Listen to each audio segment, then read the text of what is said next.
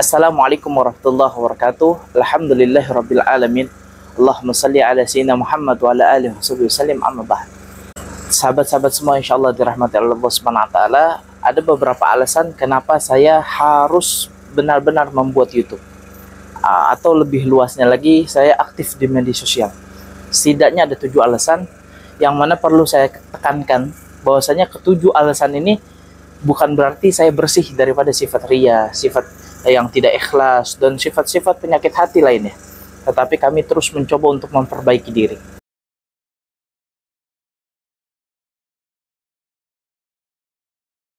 Alasan yang pertama, setiap umat Nabi Muhammad SAW diperintahkan untuk berdakwah. Allah Subhanahu wa taala berfirman, kuntum khaira ummah ta'muruna bil ma'ruf wa tanhauna 'anil munkar. Kita diberi gelar oleh Allah Subhanahu wa taala sebagai sebaik-baiknya umat. Apa yang membuat kita diberi gelar sebaik-baiknya umat itu? Ternyata Allah katakan ta'muruna bil ma'ruf wa tanhauna 'anil munkar. Kita memerintahkan kepada kebaikan, artinya mengajak orang lain kepada kebaikan. Wa tanhauna 'anil munkar, dan juga kita mencegah mereka daripada perbuatan munkar. Inilah yang membuat kita diberi gelar oleh Allah Subhanahu wa taala sebagai khairul ummah, sebaik-baiknya umat. Oleh karena itu, kita seyogianya, seharusnya kita mempertahankan predikat yang Allah berikan kepada kita sebagai sebaik-baiknya umat dengan cara mengajak kepada kebaikan dan mencegah orang-orang lain daripada keburukan. Alasan yang kedua, sebagaimana sabdanya Rasulullah sallallahu alaihi wasallam, balighu anni walau ayah. Sampaikan dariku walaupun satu ayat, kata Nabi. Fi riwayatin walau murran. Dalam satu riwayat lain dikatakan walau sekali, kata Rasulullah.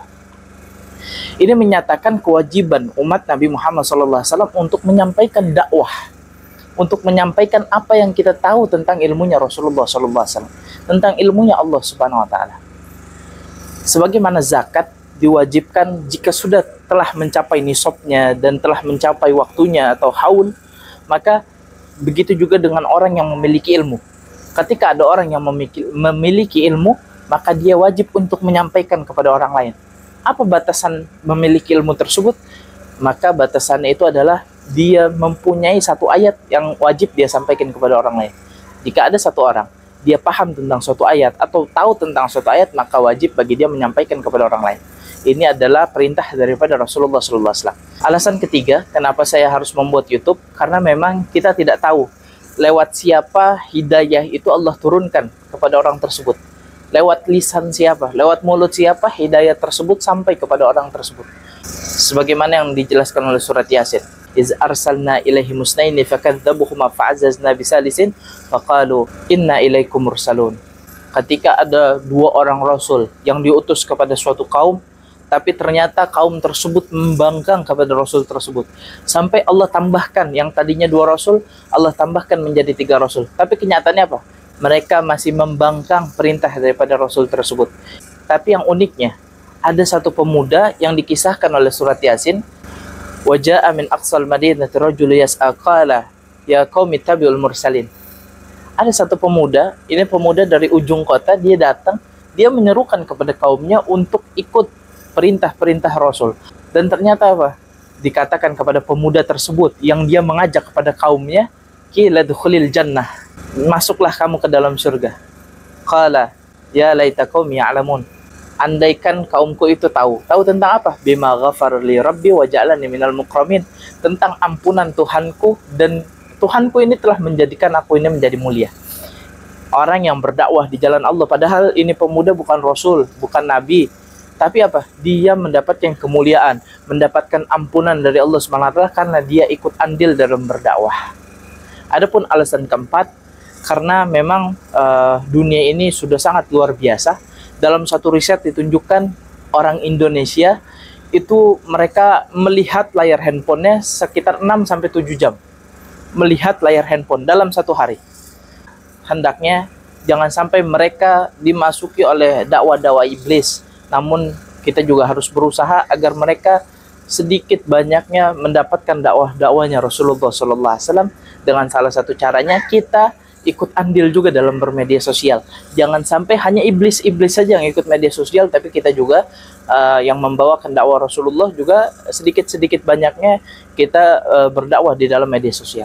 Alasan yang kelima, Kenapa dakwahnya harus di media sosial? Karena memang media sosial itu sangat mumpuni. Kenapa sangat mumpuni saya katakan? Karena saya pernah mengupload satu video, ternyata videonya ini ditonton sekitar 400.000 lebih.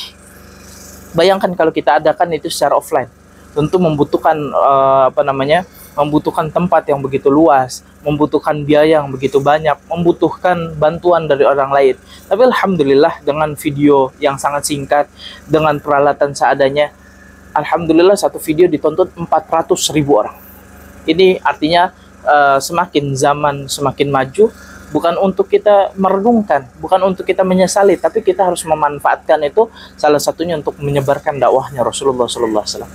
Dan tentu masih banyak lagi hal-hal ataupun alasan-alasan lain yang mengharuskan saya membuat YouTube. Kalau sahabat-sahabat semua ingin membaca, insya Allah kami taruh linknya di kolom deskripsi. Sahabat-sahabat semua bisa baca secara lengkap alasan-alasan saya untuk membuat YouTube. Dan pada video kali ini saya juga mengajak teman-teman semuanya yang melihat video ini juga untuk aktif dalam bermedia sosial dalam hal positif. Ketika kita memanfaatkan media sosial dalam hal positif, maka yakinlah media sosial itu bukan menjerumuskan kita, justru akan mengangkat derajat kita di sisi Allah Subhanahu wa taala.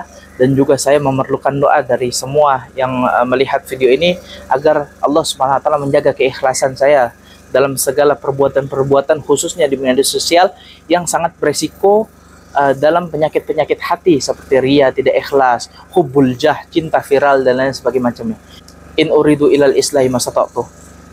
Saya berbicara di sini dan juga di YouTube, di media sosial, itu tidak lebih daripada saya ingin membawa kebaikan sebisa diri saya. Adapun urusan orang dapat hidayah ataupun orang nanti tidak dapat hidayah, itu adalah urusan Allah Subhanahu wa taala. Yang pasti saya telah menggugurkan salah satu kewajiban saya untuk menyampaikan apa yang kami ketahui.